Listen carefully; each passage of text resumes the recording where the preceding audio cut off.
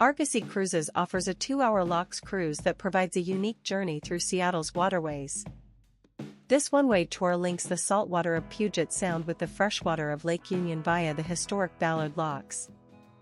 Along the way, you'll pass by floating homes, houseboats, large fishing vessels, and seaplanes, all while enjoying the live narrated tour.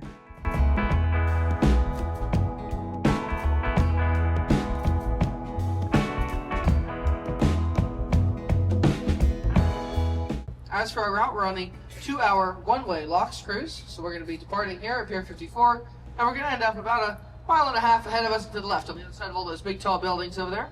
Fortunately for us, we don't fit on city streets, so we're going to take the scenic route today. And that includes going around West Point Lighthouse over there, ascending the locks in the Ballard neighborhood, and then going through the neighborhoods of Ballard and Fremont into South Lake Union. And approaching from the north should be for some beautiful views today. Great trip for you planned today. This is perfect weather. September is my favorite month to be here in Seattle. Still get some nice sunshine, but always feels really nice out here on the water. So again, should be a great day to be out on a cruise with us. This is my favorite cruise that we do by far, the 2-hour locks tour. You get to see a little bit more. We're going to start here in Elliottbay, cruise out through Puget Sound, maybe see some wildlife along the way. Definitely talk about our mountains and some of the history here in Seattle before we get to the locks, which is kind of the highlight of the tour. Given the name of the tour you signed up for today, we're going to raise up to the freshwater level and cruise into Lake Union. At that point, we'll see float planes taking off and landing, houseboats, floating homes like the one from Sleepless in Seattle. One of the first things we see on our tour, I think, is one of the best parts of our waterfront, and it's just off to the right. The aquarium there at Pier 59, blue pier, white trim around the windows. This aquarium, I think, is kind of unique in the fact that you're not going to find like shows or performances necessarily over here. It's more of a research and education-based facility. The new extension of the aquarium opened up. Back behind the aquarium there's that kind of wood-sided building with a window, then some grass growing up on top of it. That's the Ocean Pavilion. We do, of course, have a lot of big companies based out of Seattle. Those are going to include everything from Amazon, go pretty close to their headquarters at the end of our tour. Microsoft is headquartered out here in this area. Boeing started here over 100 years ago, building float planes out on Lake Union. I mentioned Starbucks. 50 Costco shoppers on board.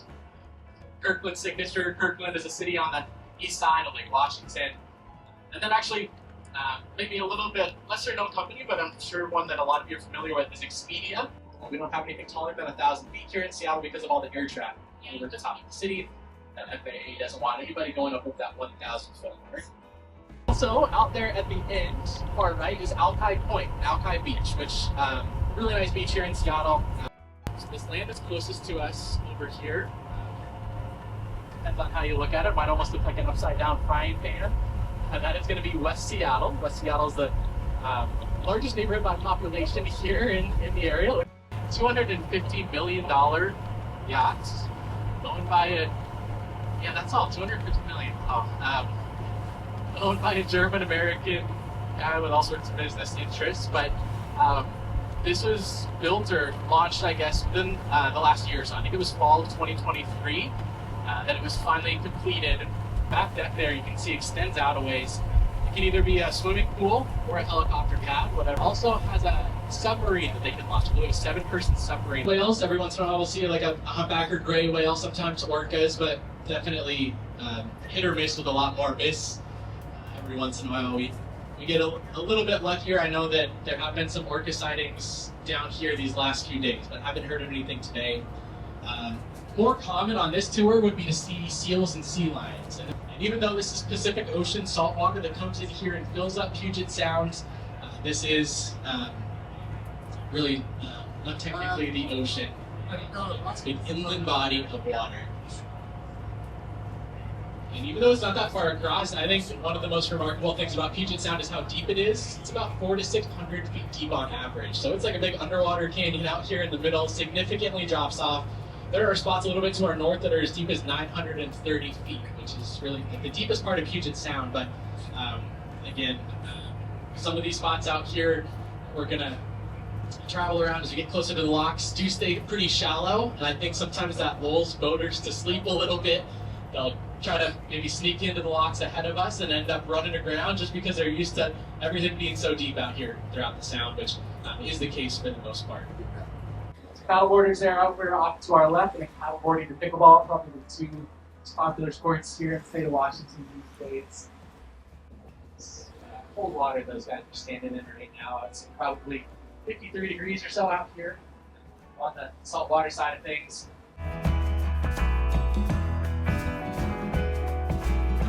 This area has been dredged out, widened, deepened to make it easier for boats to get in and out of the locks, which is what we're doing right now. We can almost see the locks out ahead of us. In fact, just on the other side of that bridge, both the large and small chambers of the locks.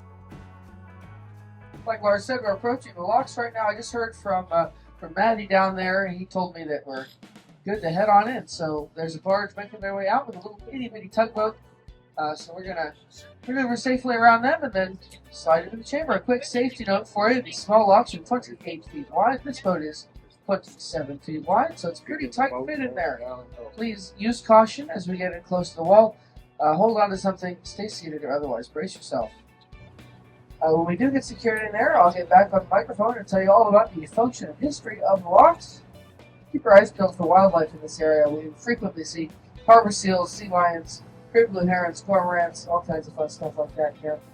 As well as it's the salmon run season, so salmon are pretty plentiful in this area, and they're all over the place, jumping up out of the water, especially when we conduct our locking. They like to sneak into the chamber with us, and at this low tide, you might even be able to see them if you're looking in the water off the edge of the boat. So just keep your eyes peeled for all that.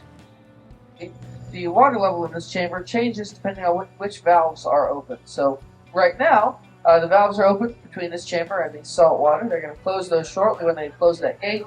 And then, once we're sealed in, we're going to open the valve from the fresh water into the lock chamber. The water is going to flow through pipes beneath us until it fills up, reaches equilibrium with that water ahead of us, at which point gravity will stop pushing water in here.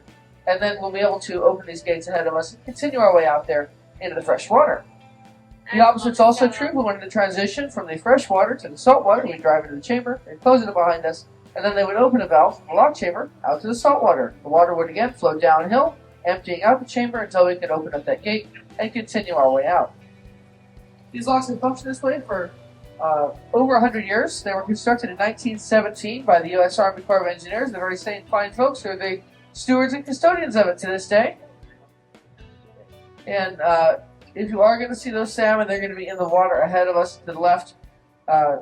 One of the methods by which salmon will find the original waterways in which they spawned and sort of make their way upstream is by smell. And you can see the bubbles there are the water from the pipes for the fresh water making its way through. So frequently you'll see the salmon fighting the current coming through the pipes and then making their way out to the fresh water. We're tied up to these steel pontoons which are floating up along the wall with us.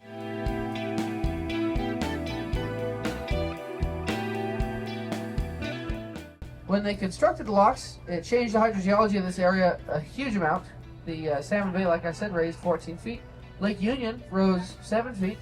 And Lake Washington on the far side actually dropped to 7 feet. All that water had to come from somewhere. So it added a bunch of shoreline in here and definitely helped out our maritime industry. The access of going from fresh to salt water is really good for fishing boats and things like that. The locks were constructed in 1917 because the Navy wanted to house their vessels in the fresh water of Lake Washington. Lake Washington's a big deep water lake on the east side of the city, and it would have been spectacular for these thick steel-hulled Navy ships that they would want to keep out of the salt water. Salt water is really bad for boats. Oddly enough, I know there's a lot of it out there, but a lot of critters in that salt water know just the right way to mess things up here on the boats, especially on the hull. And the salt water itself has more stray electric currents in it that's going to cause rust to advance faster and all kinds of bad stuff like that. So, in general, it's better to keep your boat on the fresh water if you can.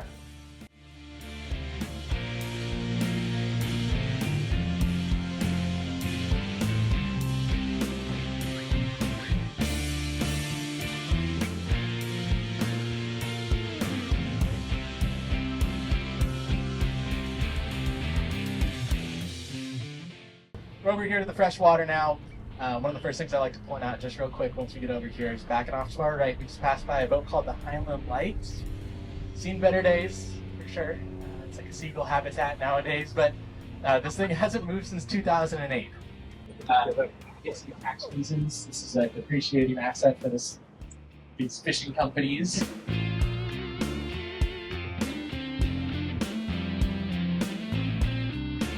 Every once in a while, we'll see these big yachts come in here for a short time, but they'll get out of here before they hit an 180-day mark in Washington waters. The reason for that is if you have a boat here in Washington waters for more than 180 days out of the year and it's not registered here in the state of Washington, you're subject to a 10% tax on the value of your boat. So that $250 million yacht would have to pay $25 million to the state of Washington, basically the sales tax.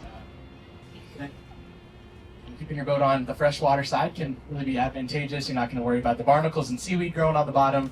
Not going to worry quite as much about rust and corrosion either. So even though it might be a hassle on those busy weekends, you have to spend a few hours waiting for your turn to go through the locks. It's going to be probably worth it in the long run to keep your boat just inside of the locks compared to just outside. All different shapes and styles of fishing boats in here today, and actually today compared to 2 weeks ago, seems like, I don't know, 40% more fishing boats than we were seeing. So a lot of these boats are coming back for their off season. They just got back after a season up fishing. They're coming back here to Seattle. And again, you're seeing all different shapes and styles, different types of boats for different types of fishing. Puget Sound, they're not fishing out in Lake Union or Lake Washington, but our proximity to Alaska is one of the big reasons that some of these boats are based out of Seattle.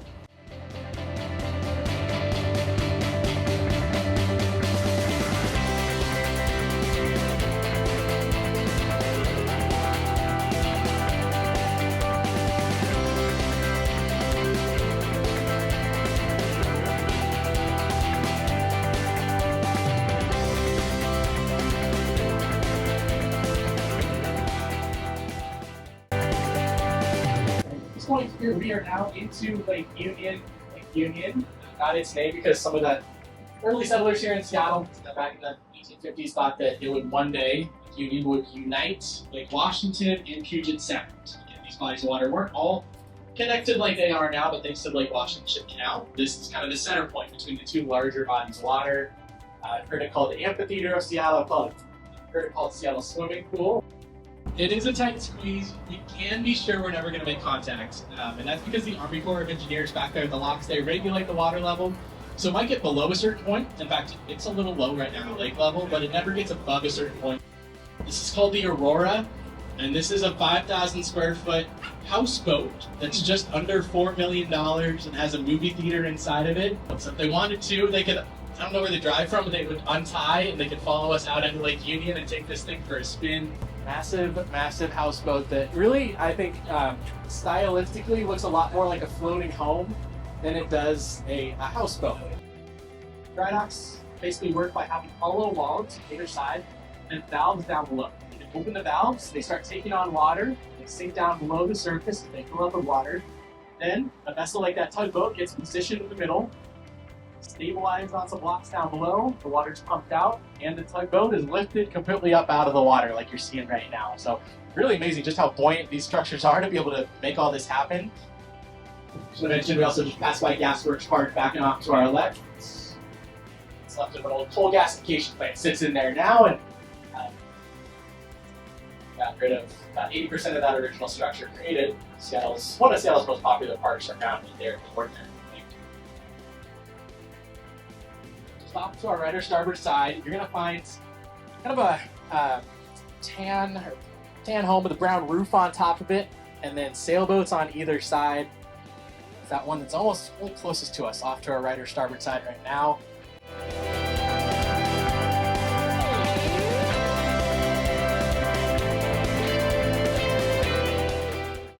Planes are going to be taking off and landing out here on Lake Union, and the pilots have the least right-of-way of anybody else out here on the water. So it's on those pilots to pick and choose their spots to take off and land safely, which they do.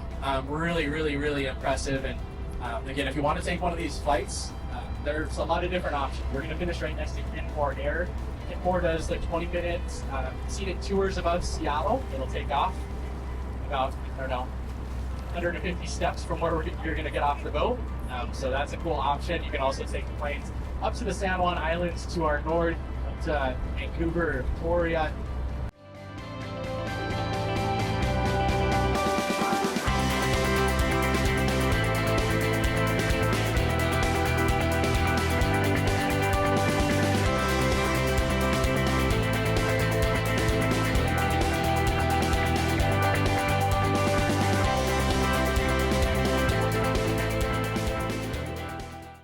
And like I mentioned at the start of our tour, this is where Bill Bowen started building full planes back, way back when, well over 100 years ago. So Lake Union is kind of where Boeing started. And